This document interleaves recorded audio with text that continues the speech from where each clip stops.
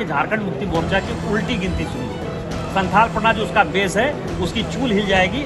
अगले विधानसभा चुनाव में जब भी कभी चुनाव होगा उसको एक सीट नहीं। देवघर के खिलाफ ये झारखंड मुक्ति मोर्चा की सरकार है। भारतीय जनता पार्टी ने बिल्कुल बजा दिया है और झारखंड मुक्ति मोर्चा समूल नाश हो जाएगी झारखंड।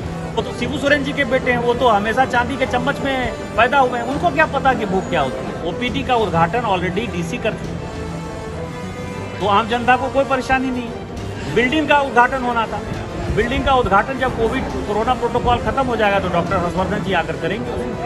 संथाल परगना में भारतीय जनता पार्टी और झारखंड मुक्ति मोर्चा के बीच ही लड़ाई है। और आज आपको लिख के दे रहा हूं, यदि भारतीय जनता पार्टी की सरकार आ गई, कभी भी जब भी आ गई, और यदि भारतीय जनता पार्टी चाहेगी कि तुम हेमंत सोरेन जी का घर बुलडोजर लेके गिरा दो, वो जो दुमका में संथाल परगना टेनेंसी एक्ट को कब्जा करके जो इलीगल उन्होंने मकान बना रखा है अपना, यही मंजूनाथ भजंत्री बुलडोजर लेके नहीं गिरा दिया तो आप मेरे नाम से कुत्ता पालिएगा। आज ही जयप्रकाश ने आपातकाल के खिलाफ बिगुल बजाया था और इंदिरा गांधी की सत्ता को जो है 2 साल में तहस नहस कर दिया था। और जिस तरह ये घटना हुई है, जिस तरह से एक चीज नहीं है, मैं अभी आपको पेपर दिखाऊं, टैगोर कल्चरल कॉम्प्लेक्स का, इस डीसी के कारण टैगोर कल्चरल कॉम्प्लेक्स चला गया। इसने डीपीआर नहीं भेजा, मैं अभी पेपर आपको भेज रहा हूं।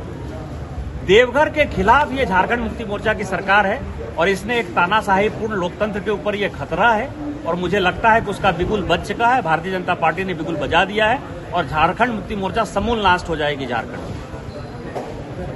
कल उद्घाटन हुआ था, अचानक से उद्घाटन पे राज्य सरकार जो है कई तरह की पाबंदियां लगाई, आपको सशरीर वहां। देखिए, दो चीज समझिए, ओपीडी का उद्घाटन ऑलरेडी डीसी कर चुके, तो आम जनता को कोई परेशानी नहीं है। बिल्डिंग का उद्घाटन होना था, डीसी प्रधानमंत्री से भी ऊपर है, वो एम्स के सारे चीजों का उद्घाटन कर सकते हैं, वो तो मालिक है। उसको न हेमंत सोरेन जी से मतलब है, ना मंत्री से मतलब है, ना प्रधानमंत्री से मतलब है, वो तो खुद बादशाह है। जहां तक बिल्डिंग का सवाल है, बिल्डिंग का उद्घाटन जब कोरोना प्रोटोकॉल खत्म हो जाएगा तो डॉक्टर हर्षवर्धन जी आकर करेंगे। लगता है कि राज्य सरकार एम्स पर अपना मालिकाना हक जताना चाह रही है, इसलिए इस तरह वो नहीं हो सकता ना, वो तो केंद्र सरकार की चीज है। हक जताने से क्या होगा?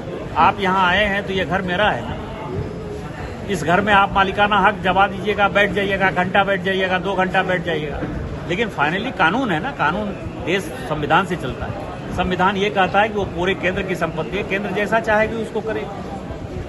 आने वाले समय में आएंगे फिर से केंद्रीय मंत्री आएंगे और उद्घाटन करेंगे। स्कूटी पर कहीं ना कहीं टकराव दिखाई दे रहा है। नहीं, टकराव जो है 2 राजनीतिक विचारधाराओं के बीच में ही। संथाल परगना में भारतीय जनता पार्टी और झारखंड मुक्ति मोर्चा के बीच ही लड़ाई है और ये लड़ाई झारखंड मुक्ति मोर्चा और भारतीय जनता पार्टी के बीच की है। झारखंड मुक्ति मोर्चा का जो है नेतृत्व हेमंत सोरेन जी कर रहे हैं और एक कार्यकर्ता के नाते, मैं यहाँ का सांसद हूँ, ये यहाँ के विधायक है नारायण दास जी, तो हम लोग जो है कार्यकर्ता के नाते, क्योंकि भारतीय जनता पार्टी के जो अध्यक्ष हैं हमारे दीपक प्रकाश जी, इसका नेतृत्व कर रहे हैं, तो ये लड़ाई विचारधारा की। जहाँ तक आप इसकी बात, कार्यपालिका की बात कर रहे हैं, तो ये तो अर्दली है मुख्यमंत्री की, इनके बारे में मैं बहुत कुछ नहीं बोलना चाहता। लगता है कि जनता से सरोकार नहीं है। पहले मंदिर को लेकर के उन्होंने मंदिर खुलने नहीं दिया, अभी एम्स का उद्घाटन था उसमें भी उन्होंने अड़ंगा डाला। लगता है कि जनता से उनको सरोकार नहीं है। उनको संथाल परगना की जनता को मार देना है, क्योंकि उनको पैसा तो आ रहा है ना, उनको बालू से, छर्री से, गिट्टी से, ढलाई से, करप्शन से, ट्रांसफर से, पोस्टिंग से उनको पैसा आ रहा है। तो जिनका पेट भरा हुआ है, भूखे आदमियों के बारे में वो कैसे जानेंगे? शोषित, वंचित, दलित, पीड़ित कैसे हैं? और वो शिबू सोरेन जी के बेटे हैं। ये भूख कैसा होता है ये शिबू सोरेन जी को पता है, उनकी माताजी रूपी सोरेन जी को पता है, लेकिन वो तो शिबू सोरेन जी के बेटे हैं, वो तो हमेशा चांदी के चम्मच में पैदा हुए हैं। उनको क्या पता कि भूख क्या होती है, गांव क्या होता है, गरीब क्या होता है? इसीलिए उनको इसके बारे में, वो सभी भूखे को मार देना चाहते हैं। मैं तो हमेशा कहता हूँ, फिर आप चलाएंगे, कहेंगे निशिकांत ऐसे बयान करते हैं। मैंने कहा कि आज 25 जून है और आज ही के दिन जयप्रकाश ने जो है तानाशाही के खिलाफ एक बिगुल फूका था और 77 में क्या हुआ था ये पता है आपको। तो भारतीय जनता पार्टी ने भी ये बिगुल फूका है, हमने भी यहाँ से देवघर से जो है उसको समर्थन दिया है और मैं आपको बता सकता हूँ कि झारखंड मुक्ति मोर्चा की उल्टी गिनती शुरू होगी। संथाल परगना जो उसका बेस है उसकी चूल हिल जाएगी। अगले विधानसभा चुनाव में जब भी कभी चुनाव होगा उसको एक सीट नहीं मिलेगी।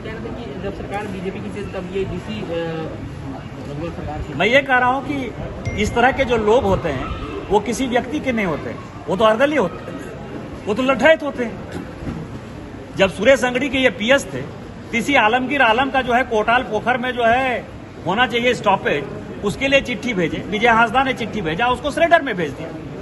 तो जब वो केंद्र में सुरेश, अभी बहुत दिन पहले की बात नहीं है, अभी तो सुरेश अंगड़ी जी का कोरोना में डेथ हुआ है, उसके पहले पीएस थे उनके, तो वहां वो झारखंड मुक्ति मोर्चा की राजनीति को चौपट करते थे। गीता कोड़ा हमेशा रोती रहती थी कि ये कैसा आदमी है, मंत्री से मिलने नहीं देता है। तो वो कांग्रेस को भी तंग कर रहा था, वो जेएमएम को भी तंग कर रहा है। आज यहाँ जेएमएम के आया गया तो मेरा तंग कर रहा है, कल को फिर भारतीय जनता पार्टी की सरकार आएगी। मैं आज आपको लिख के दे रहा हूं, यदि भारतीय जनता पार्टी की सरकार आ गई, कभी भी जब भी आ गई, और यदि भारतीय जनता पार्टी चाहेगी कि तुम हेमंत सोरेन जी का घर बुलडोजर लेके गिरा दो, तो वो जो दुमका में संथालपुना टेनेंसी एक्ट को कब्जा करके जो इलीगल उन्होंने मकान बना रखा है अपना, यही मंजूनाथ भजंत्री बुलडोजर लेके नहीं गिरा दिया तो आप मेरे नाम से कुत्ता पालिएगा।